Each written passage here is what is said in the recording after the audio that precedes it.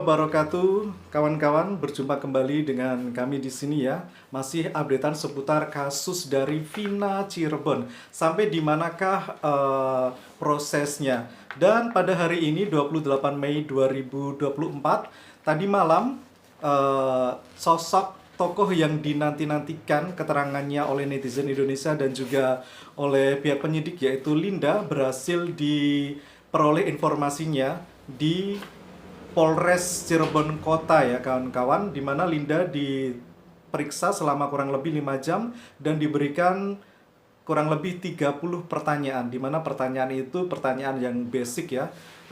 Sosok Linda itu seperti apa, kenal Vina di mana dan lain sebagainya.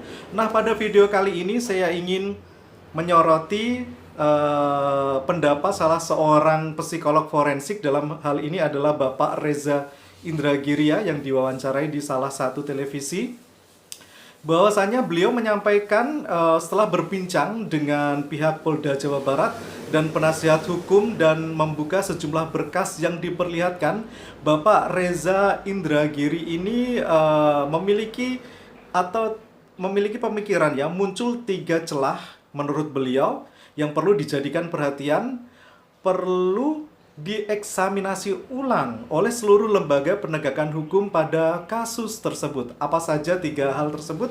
Yang pertama kawan-kawan, yakni terkait proses pemeriksaan terhadap para tersangka yang telah berstatus sebagai terpidana. Disaksikan ada foto-foto yang memperlihatkan para tersangka ini wajahnya babak belur ya.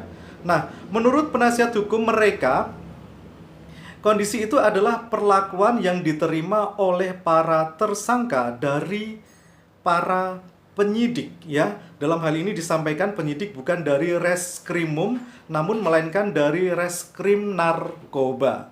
Nah, padahal kasus ini bukan kasus narkoba. Mengapa pemeriksaan kasus ini ditangani oleh Ras Narkoba?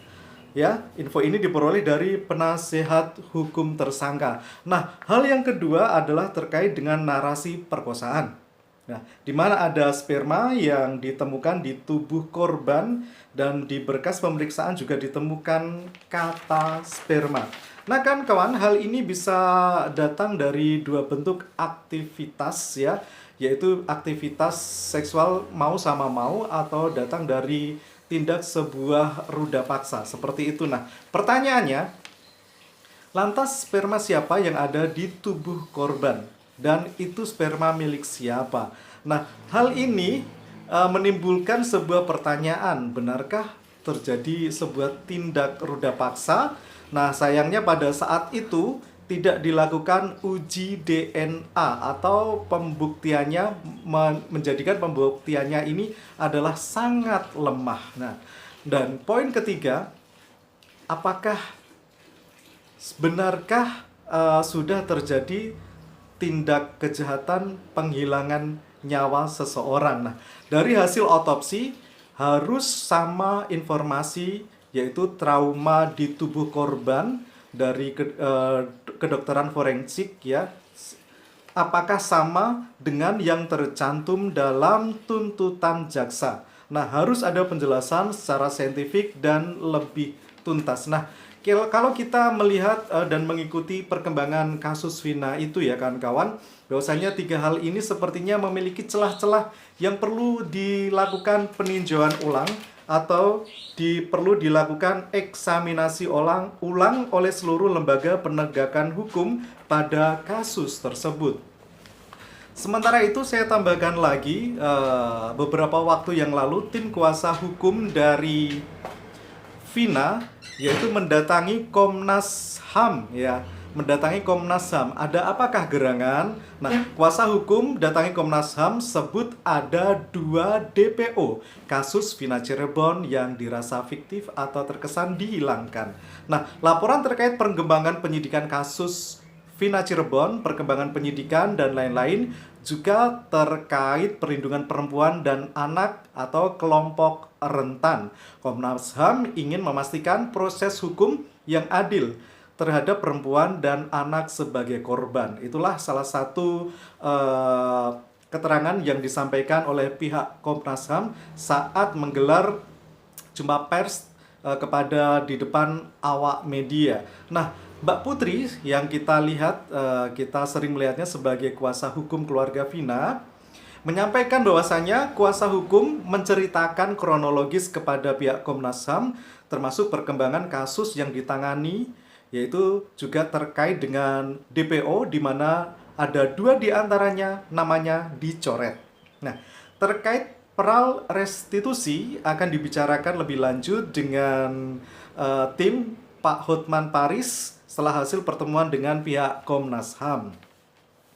Nah, kawan-kawan, tim kuasa hukum Vina tetap beracuan pada putusan yang merupakan produk hukum yang sudah berkekuatan hukum tetap, di mana di dalamnya sudah jelas ada 3 nama yang ada di dalam putusan yang sudah disampaikan di fakta persidangan. Dan kita ketahui dengan adanya pencoretan nama atau penghilangan 2 nama DPO itu, menurut tim kuasa hukum Vina itu sepertinya belum bisa menerima ya kawan-kawan, dan tim kuasa hukum Vina juga masih beracuan pada putusan sebelumnya.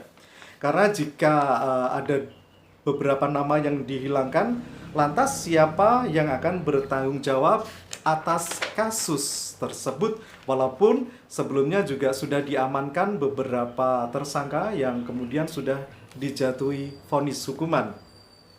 Nah, sementara itu terkait trauma yang dialami oleh keluarga korban, tim kuasa hukum Vina merasa perlu melakukan pendampingan, terlebih kasus ini terus viral, terus diberitakan, ada pro dan kontra, dan terlebih ada 2 DPO yang namanya dihilangkan, tentunya berdampak pada keluarga korban ya.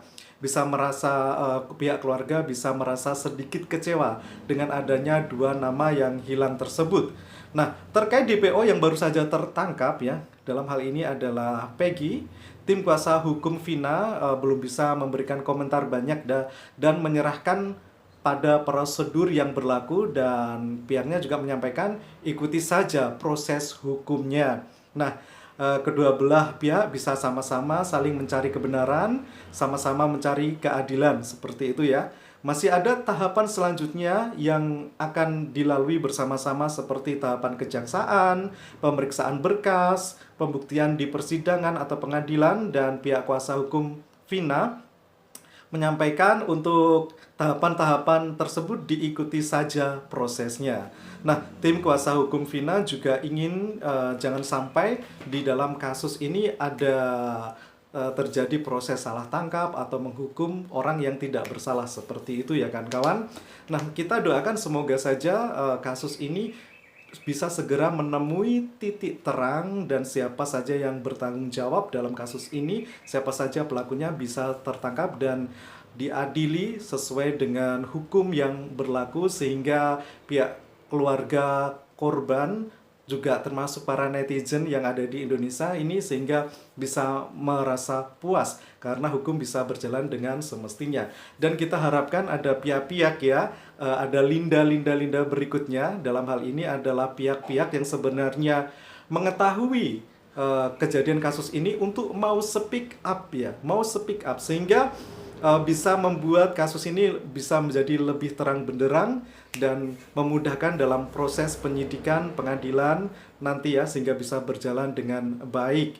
Nah, kita harapkan semoga saja pihak kepolisian bisa bekerja dengan baik, kuasa hukum juga bisa mengawal kasus ini ya, dan para tersangka ini bisa berbicara jujur, dan para orang-orang yang mengetahui kasus ini juga bisa mau speak up, seperti itu ya kawan-kawan. Nah, untuk video kali ini cukup sekian dulu, mungkin kita bisa mengupdate di video berikutnya, dan kita harapkan semoga pihak keluarga dari korban ini ya, baik keluarganya almarhum Eki ataupun keluarganya almarhum Vina, bisa diberikan kekuatan, kesabaran dan ketabahan, dan sehingga tidak terjadi trauma berkepanjangan atau kesedihan yang berlarut-larut. Terima kasih untuk video kali ini. Wassalamualaikum warahmatullahi wabarakatuh.